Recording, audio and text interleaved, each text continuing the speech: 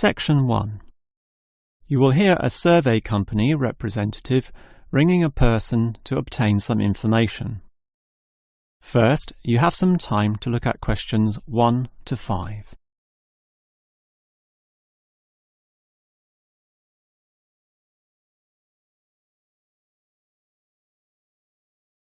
You will see that there is an example that has been done for you.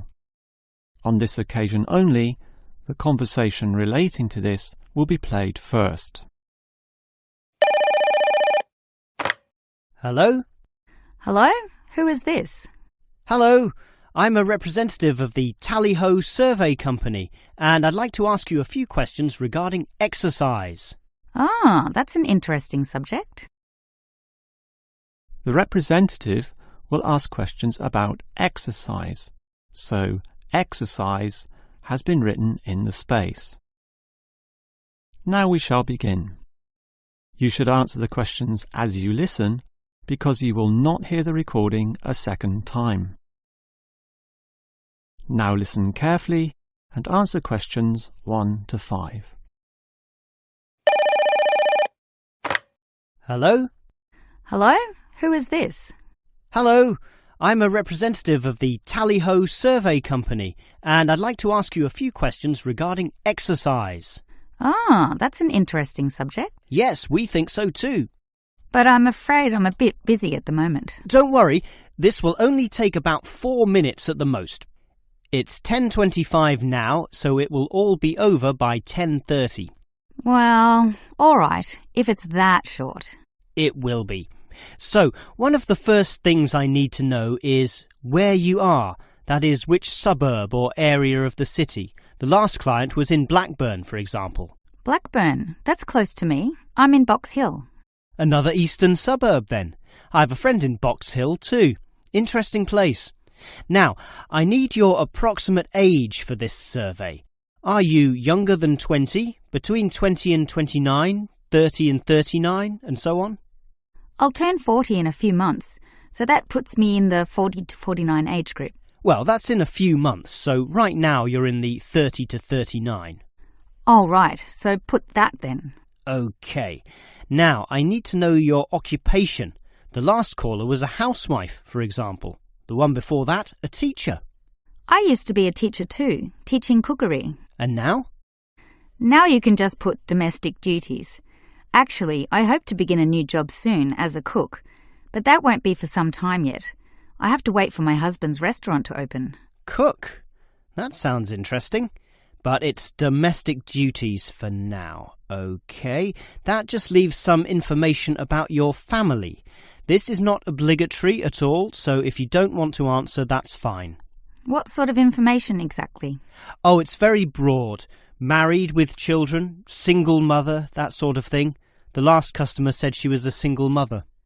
I'm married and not a mother. Put married, no children. I'm married with children myself, but I'll put in your details. And that finishes the profile and just leaves the actual survey itself if you're ready to proceed. Before you hear the rest of the conversation, you have some time to look at questions 6 to 10.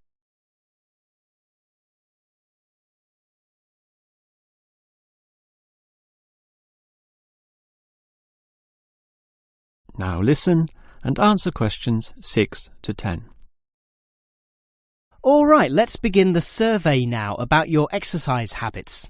I'm afraid I don't exercise much at all. Well, the main question is in what form you take your exercise, however little that may be. For example, in just cleaning. Do you clean the house?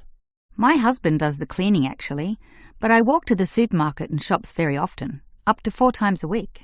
I'll put that then, unless there's something else? Nothing else, really. But I diet. I'm very strict about what I eat. Oh, and I do yoga, although that's not very energetic. More a form of relaxation and to tighten my muscles. They're both important, of course. But what about sport? Do you undertake any sporting activities? This could be very infrequent. In the past, for example. My husband plays basketball at the local school, and I sometimes watch. When he was younger, he was in a basketball team, but I never participated. Have you done anything at all? I used to hike in a nearby national park. Well, that's a definite physical activity, so I'll put that, but not basketball. All right, that just leaves future exercise intentions. Do you plan or expect to do, at some stage, any form of exercise? I once dreamt of doing modern dance, but that's never going to happen. Realistically, I'm thinking about going swimming at the local aquatic centre, although my husband thinks we should just jog. I can't see myself doing that though. Too tiring. I can understand. I used to jog too, and it really makes you sweat. I'd say swimming's a much better option. But I'll be starting this job as a cook in my husband's restaurant. I imagine I'll be very tired doing all those late shifts. But if I have any energy left over, I might go to the aquatic centre to release some stress. All right, well, that's the end of the survey. Thank you very much for your time. That is the end of section 1. You now have half a minute to check your answers.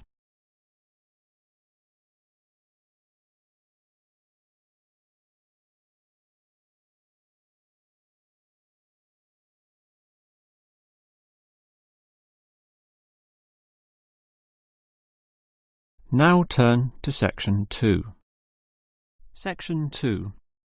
You will hear the director of a Language Centre library explaining about its facilities to some new students.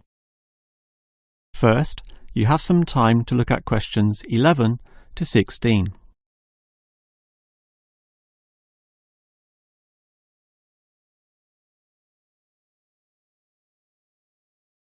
Now listen carefully and answer questions 11 to 16. Welcome to the library, or the ILC, which means Independent Learning Centre, and let me explain about some of its facilities. We're standing here at the entry gates next to the borrowing desk. That's where you check out any books, but you are also advised to study in the library here, since most of our material cannot be borrowed. Thus, we have seating along the middle of the library, and in that far corner in front of us on the left, we have the quiet reading section for some serious reading activity. We used to have the computers there, but then realised that that corner was very quiet and thus better suited for the purpose it now has. The computers were instead shifted to a more central location, right beside us here on the left. Again, somewhat confusingly, this area once housed the newspaper and magazine section, but the people in the quiet reading area had to walk too far to collect this literature, so it was moved to right beside them in the adjacent corner. So, feel free to read the newspapers there, but the reference books, those huge weighty dictionaries, atlases and encyclopedias, were all situated at the opposite end of the building, against the wall. This was because they weren't generally that popular, and we wanted more space for the magazine racks, always a favourite with readers. OK, as well as reading, you need to work on your listening skills, and for that you need the audio section. Again, such an activity needs a quiet area, so we put this in the last remaining corner up there on your right. As you can see, there are CD players and headphones, so just borrow the listening packs, sit down there and listen away. Right, that just leaves the main library. In other libraries, that's often right beside the newspaper and magazine section, allowing freedom to choose from all genres of literature, but here we've got them further apart. For the main library, just follow your nose past the central seating there, and it's there among all that shelving, upon which you'll find an abundance of interesting books and listening packs to use. Before you hear the rest of the talk, you have some time to look at questions 17 to 20.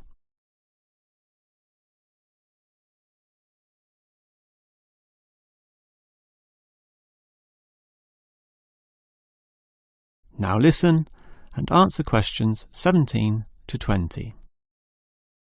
Now, I'd like to tell you a bit more about an excellent service offered in the ILC here that we call the Special Sessions. What can you do in them? For a start, many of you need practice in speaking English, and for that we hold a special discussion session, led by a teacher. That can be noisy. In fact, we hope that it is noisy, since that would mean many people are talking. It's in the central seating area, and it used to be from 10:30 to 1:30, but we found that the noise was disturbing the regular ILC patrons, so we shortened and moved this discussion to the morning 9 a.m. time slot, when fewer people are in the centre. It goes for 1.5 hours. All right, what about writing skills? Well, we can help you there with another teacher. Now, writing is a fairly quiet activity, so that teacher stations him or herself in the quiet reading area from 1:30 until 3. The 10:30 to midday time slot cannot have a teacher for such writing skills, as they are all teaching in the morning. For this reason, of course, there cannot be an on-call teacher in the morning either. Although many people would like one, particularly the 10:30 to noon crowd, having just finished their early morning class. These students all have to wait until midday onwards, when, for 3 hours, a teacher will be stationed in the audio section, ready to deal with all those questions. Until recently, we had another teacher doing the 3 p.m. to 6 p.m. time slot in the central seating. But all the noise interfered with the late users of the ILC, so we had to cancel that. Also noisy can be the language exchange, where local students who want to learn your language will help you practice English. This is generally done in pairs, so the noise level is low enough not to need this exchange to run at 9 a.m, but at the more congenial time of 10:30 among the central seating. That must finish by 1:30 though, after which quieter and more individual activities take place. That is the end of section 2. You now have half a minute to check your answers.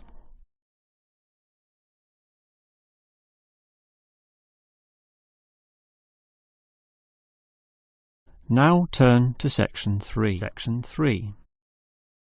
You will hear two students, Dylan and Emily, discussing the techniques they use when listening to lectures.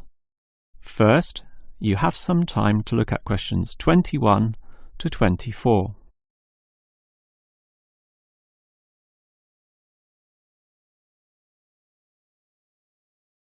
Now listen carefully and answer questions 21 to 24. Hi, Emily. What did you think of that lecture? A bit hard to follow, but I have some good lecture listening note-taking strategies which really help, so I can review the lecturer's message later. Lecture listening note-taking strategies? Review it later? That sounds interesting. I must admit, I struggle a bit to take down the gist of what I hear. Look at my notes. Well, I can see a basic problem immediately.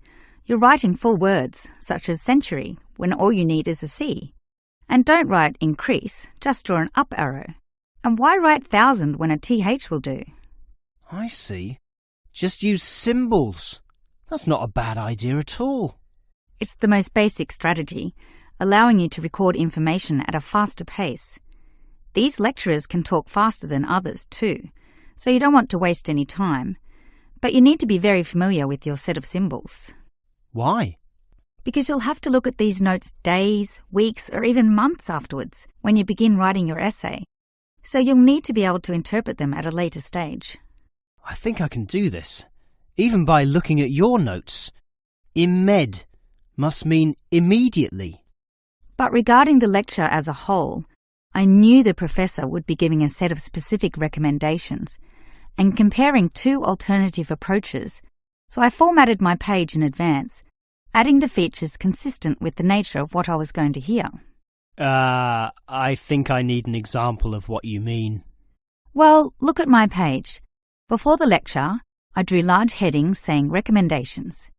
You should always draw these, and I draw a table saying Approach 1 and Approach 2. At the end, I drew a flowchart, as obviously the final recommendation would be a step-by-step approach. Then I was prepared in advance to simply fill in the spaces. Wow!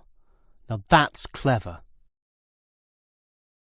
Before you hear the rest of the talk, you have some time to look at questions 25 to 30.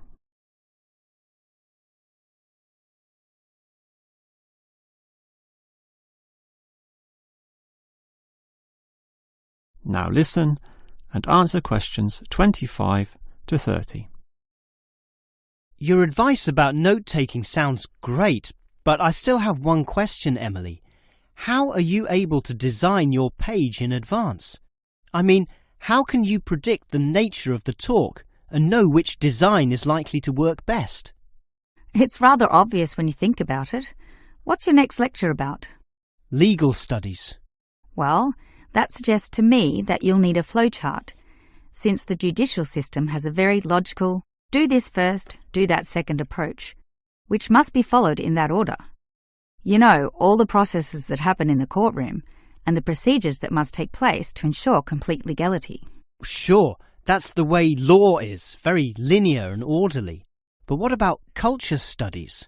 That's just a mass of comparisons of different cultures. Which tells you that you'll need a table where, in tabular form, you can efficiently write down information. But often the lecture's not that simple. The professor throws in a really complex mix of ideas. Then use a spider graph, like the web a spider makes, where there's a central idea around which you attach all the associated thoughts and ideas and impressions. I see. I think I understand. And that would be very quick too, very efficient. I like that. But what about management theory? How would you approach that? The same as with culture studies. I'd use a network, which is basically the same as a spider graph, linking thoughts, although this time there are directions involved. It is this element that makes it different, the fact that the thoughts go one way and not the other. Okay, has directions. It sounds logical. And what about the other subjects, such as political science? There's no predictable order to that. Well, for that I'd just put my notes in a line, that is, in linear or straight line fashion, and these notes would use symbols, of course, to save time. Okay, that just leaves mass media. For that, I wouldn't have any special design at all. As you say, sometimes it's impossible to predict in what way lecturers will present their information, in which case the best you can do is pre-write headings, but not specific, just general, as in Main 1, Main 2, Sub 1, 2 and 3, and so on. Okay. But always be prepared to adapt to the nature of the talk, using any one of the other methods if it becomes appropriate at the time. That is the end of section 3. You now have half a minute to check your answers.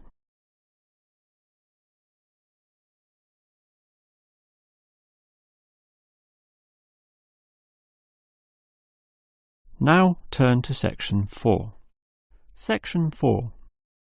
You will hear a lecturer talking about an unusual atomic particle called a neutrino. First, you have some time to look at questions 31 to 35.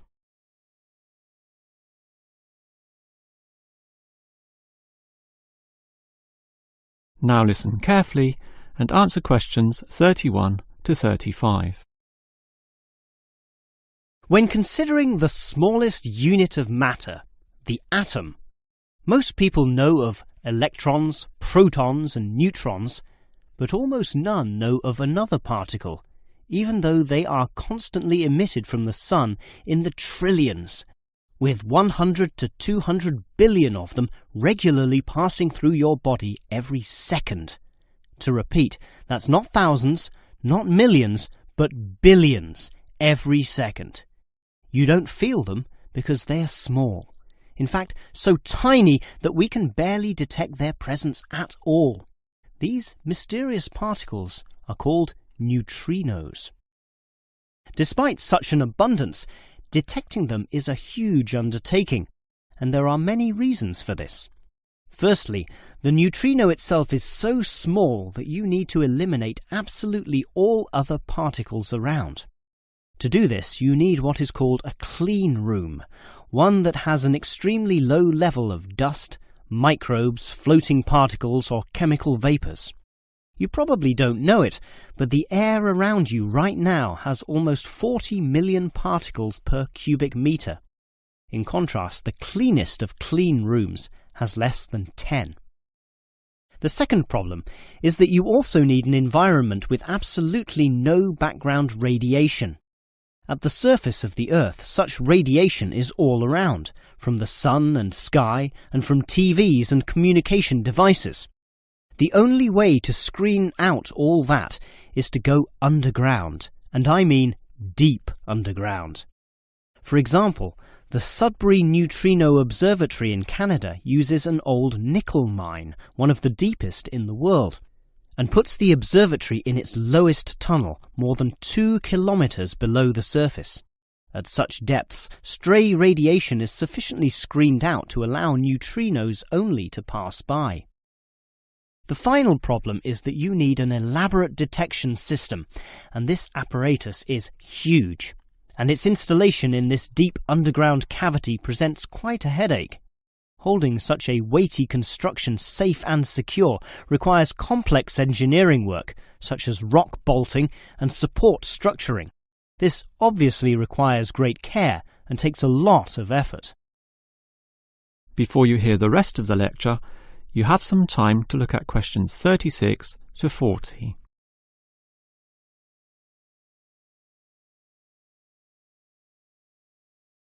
Now listen and answer questions 36 to 40.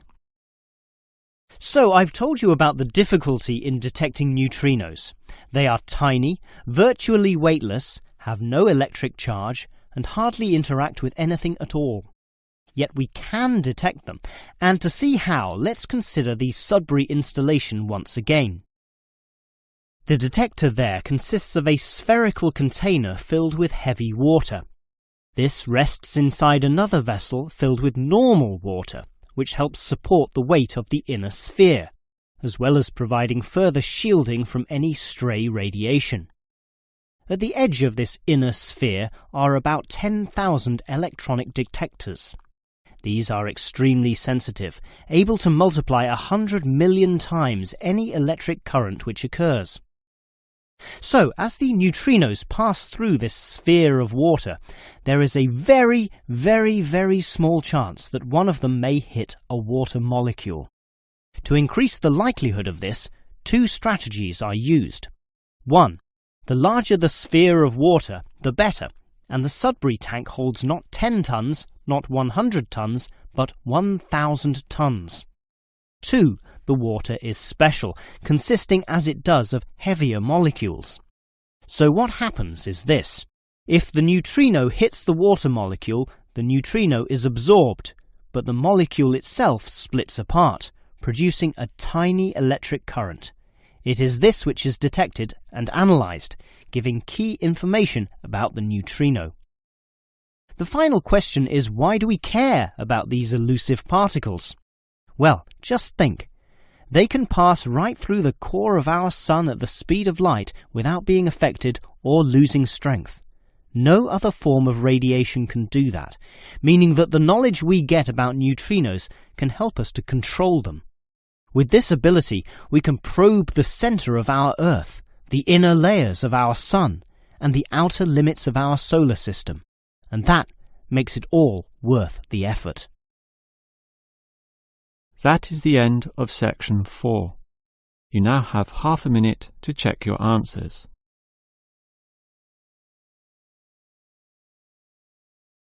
That is the end of the listening test. End of the listening test. End of the listening test. End